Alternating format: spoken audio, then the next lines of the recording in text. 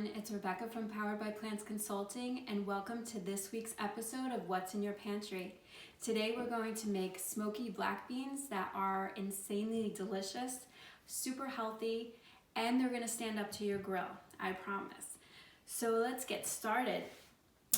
All you really need are 2 cans of black beans or cooked dried beans to get this started. You can improvise with the other ingredients, but that's the most important.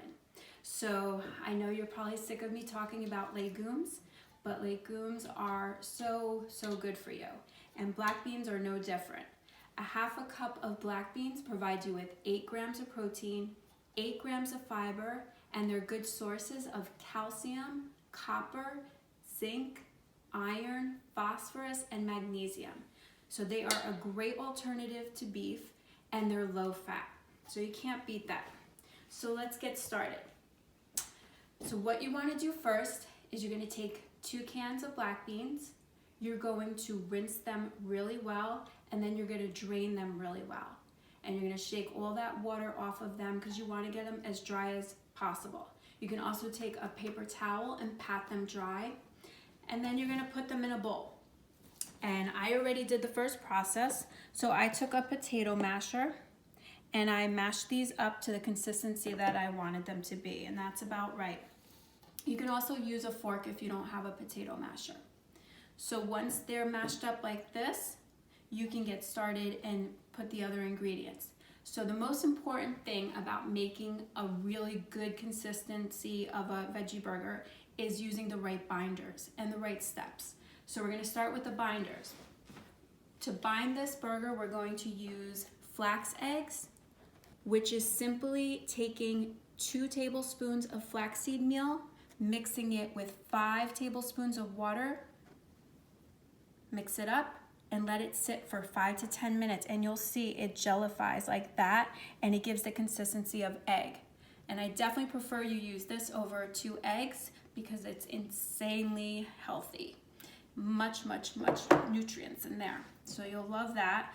Then we're going to do, this is another binder we're going to use, is half a cup of a grain. This is brown rice. You can use farro, you can use quinoa. I chose brown rice, but feel free to choose the grain that you would like. And then the third binder is half a cup of breadcrumbs. They can be gluten-free, they can be whole wheat, whatever you have is fine. So those are our 3 binders, so we're going to put those in.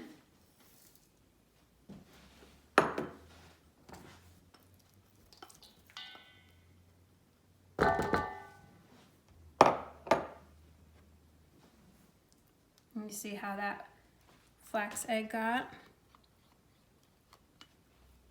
All right, then we're going to move on. We're going to do 1 teaspoon of cumin, 1 teaspoon of chili powder, 1 teaspoon of smoked paprika,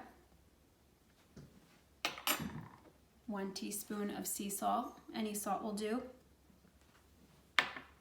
half a teaspoon of garlic powder, and then we're going to use a teaspoon of smoke sauce. And liquid smoke is something that you could find in the condiment section of your supermarket. And it just gives everything this nice smoky, meaty flavor without the meat, of course. So a teaspoon of that, and this is what it looks like. And there's a couple different brands that carry that.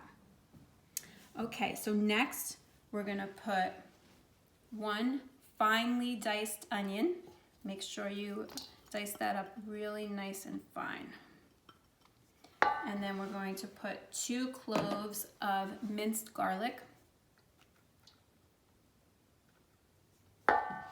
And then my favorite ingredient of this recipe, and I use this often, is chipotle peppers and adobo sauce.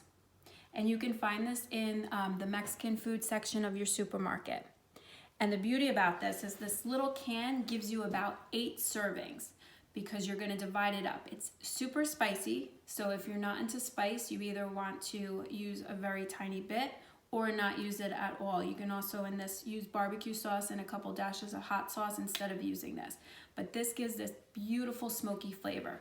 So you're only gonna use about just over a teaspoon of this. Very little, but a little goes a long way.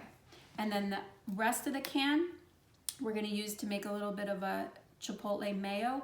And then you're going to freeze, you can make like 7 or 8 little bags and freeze it. And then when you need it, you take it out.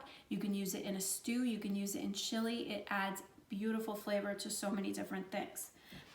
So let's add that Chipotle and adobo. All right, and then we're gonna mix this all together. And while I'm mixing this, I'm going to talk to you about what we're gonna do once we are done mixing. So you're going to need to mold your burgers into a nice patty. So you can do this 2 ways. You can use a patty press, or you can use your hands. Both will work well. And this recipe, the 2 cans and all of these things, give you about 5 to 6 really, really nice sized burgers.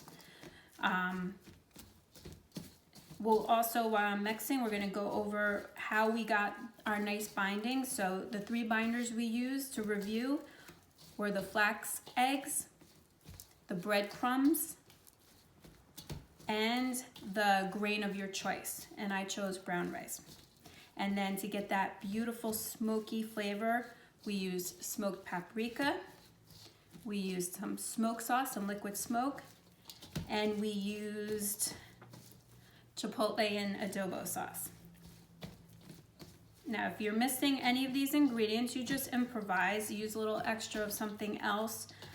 You can put diced up bell pepper in here, you could put corn, whatever you enjoy. Get creative. Just like all the recipes that we've been making, you definitely could improvise with what you have. All right, so once you have a nice consistency like this, you're gonna mold these into patties. And I'm not gonna do that now just because I don't wanna waste any time. So this is what I was talking about. This is a patty press. This is a plastic one. They have better versions of this, but it does the trick. And I found this in the supermarket, hanging off one of those side things down the aisle, you know, with all the junky stuff hanging. This was on there, and this works really well. So I used that, or you could do it with your hands. And then after that, you're gonna take your burgers that you molded and you're going to put them on wax paper on a baking pan. And you're gonna put your burgers in the refrigerator for at least an hour, but you can leave them there for a few hours. So if you make these in the morning, you can leave them in the refrigerator until you're ready for dinner. And this is an important step because it just really helps with binding up your burgers and giving you that good consistency that will hold up to the grill like we were talking about. And there's 3 ways you can cook these burgers. So once they're done and they've had some time in the refrigerator, you're going to either cook them on the grill, which is what I did. You're going to cook them on the stove in a pan, or you can bake them in the oven. And I gave you all the ways to cook it under in the comment section under this video. So it will be part of the recipe, how you do all of that, how you grill, all the steps to that, to getting a good burger. So once your burgers are ready, off the grill, it's gonna look something like this. So this is the burger that I made with the patty press, and this is a burger I made with my hands. They both came out just fine, but that's about the size that you're going to get. You're gonna have a nice crispy outside. They're not all mushy. They have a nice consistency, and you'll love them. And then as a condiment, you can take some of that Chipotle with adobo sauce, a tiny, tiny bit. You can mix it with some mayo. And I used the plant-based mayo without egg.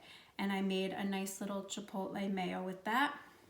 You could also use ketchup, salsa as a condiment. And then dress up your burger like you always dress up your burger. Lettuce, a bun. If you want it over a salad and greens, that would work too. You could put it even in tacos.